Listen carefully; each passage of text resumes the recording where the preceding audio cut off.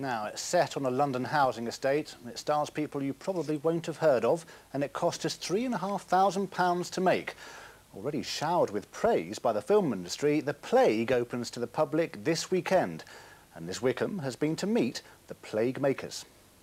Even more late. No, Mum, I know. I can't find my keys. When's the last time you saw them? A multi-award-winning feature film on general release next month with a budget of £3.5, not million even, just £1,000. Susie, hurry up and get ready for school. Get your bag packed. Come on, we can play later. If it feels gritty and real, that's because it is. All part of the experience of the young actors and director growing up on London's housing estates. That's where I found some of the main players in the Southwark playground used as an impromptu set for the movie. And so you had to be really sneaky about locations, presumably? Yeah, everything. One location was £800. That is the final location in the film. So that was obviously most of our budget. And yeah, everything else was shot on the fly.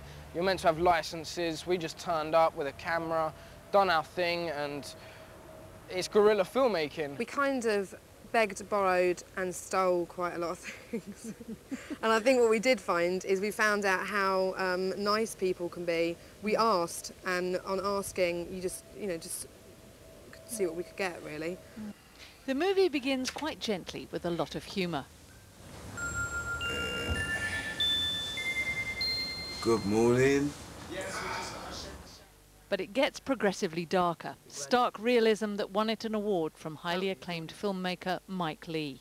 To be honest, I joked with Mike that I hadn't seen any of his films to that point, but he quickly grabbed some off and showed me, and I'm actually a very big fan of Mike's now. And just for someone like himself who's really well established to kind of put their neck out on the line and support young British filmmakers is great, because he himself finds it hard enough getting funding and maintaining a sense of integrity. All that it was, yeah, people getting out there, teeth, and you get me for themselves. I didn't even think of that, you know. Of course, man. For themselves. They're licking out windows for TVs, rubbing clothes, you get me. That's given Greg the budget for his next project. But what about the future for his brilliant amateur lead, Samuel, who plays Alex? Yeah, my character was all right. You know, he wasn't as rugged as I wanted him to be, but he was all right, though. Not as rugged as you wanted him to be. Yeah, for real, though.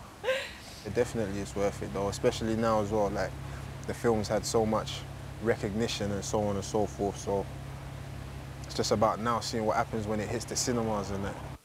Greg is a fan of Albert Camus, with references to his books The Plague and Hate. But it's worth a watch whether that means anything to you or not. Liz Wickham, London Tonight, Southwark.